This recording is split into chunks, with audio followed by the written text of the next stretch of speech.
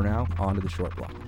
Before we can get a look at the rotating assembly, which consists of the crankshaft, connecting rods, and pistons, we'll need to pull off the oil pan. If your engine had problems, most likely there'll be a layer of oil sludge and possibly metal particles or other foreign objects in the bottom of the oil pan. We want to leave all the evidence intact, so don't rotate the engine upside down just yet. Start pulling the oil pan bolts and put them into a bin or bag. Pull all of them except for 2 bolts that are in opposite corners from each other.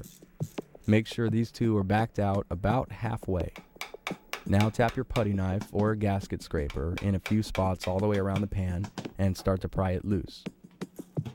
Soon enough, you'll be able to pry it down until it's resting on just the 2 catch bolts. Now support the pan from the bottom and pull those 2 bolts. Work the pan down to break it away from the old gasket if you need to. It might take a little finessing to get some pans to clear types of internal oil pumps or oil baffles. Right here is where we got the most interesting view of the marine engine. We already knew that a bunch of water had gotten into this engine, and we expected there'd be a pretty serious pile of goo in the bottom of the oil pan, but man, when oil and lots of water meet a rotating crank, this is what happens. As far as the balancer is concerned, this motor is completely seized, so the crank won't even rotate if we tried.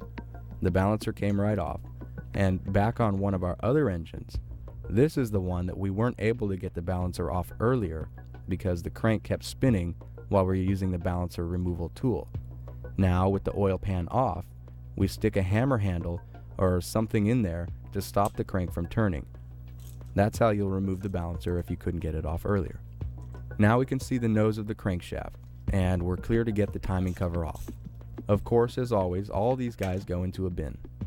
A trusty putty knife or gasket scraper makes popping off timing covers a piece of cake.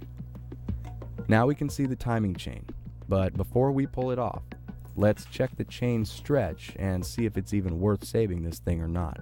A good repair manual will show you how much flex is acceptable. Our specs said that it's about a ½ inch for this engine. Any more flex on the chain and it should be replaced. On one of our other engines, it was pretty easy to tell by eye that the chain was ready for the trash. Some motors only have 1 bolt in the upper gear, and then both the upper and lower gears slide off with the chain as one piece, by hand. Other types have multiple bolts that connect the upper gear to the camshaft, and then the upper gear and the chain would come off separate of the lower gear. The lower gear on these types of engines are pressed onto the crankshaft nose. You're going to need a gear puller to remove them. Sometimes auto parts stores rent or even loan out specialty tools like this type of gear.